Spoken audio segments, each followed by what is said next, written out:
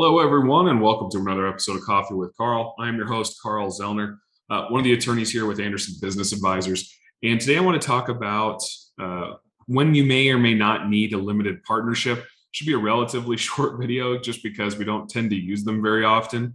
But let's talk about if and when you may need a limited partnership. Quick little review of the basics of a limited partnership.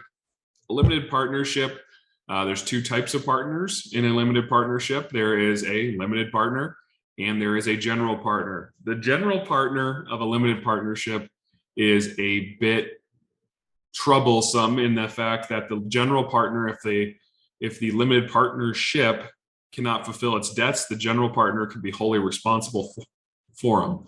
So the reason they've sort of gone out of fashion at this point is LLCs, you can still have a partnership, except everybody's a limited partner.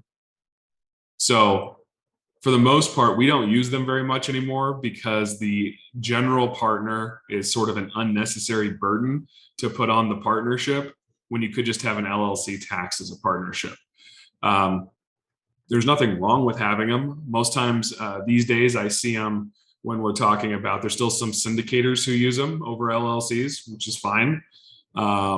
I also see them, there's still some trading structures out there that have limited partnerships in them, as well as in California, there is what's referred to as a disregarded limited partnership, which always feels like a bit of a oxymoron from a tax perspective, but there are some potential uses there as well.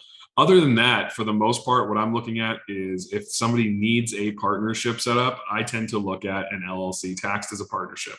Like I said, all the same benefits, except none of the, issues that can potentially come along with a general partner. The other thing to be careful of with it in a limited partnership is if the general partner and limited partner are the same person, you got to be careful of that because limited partners from both a tax and legal perspective can become general partners if they are doing, more than you would expect from a limited partner perspective. So limited partners are intended to be more sort of silent partners or the money partners who put money in and then don't really have any active management within the business.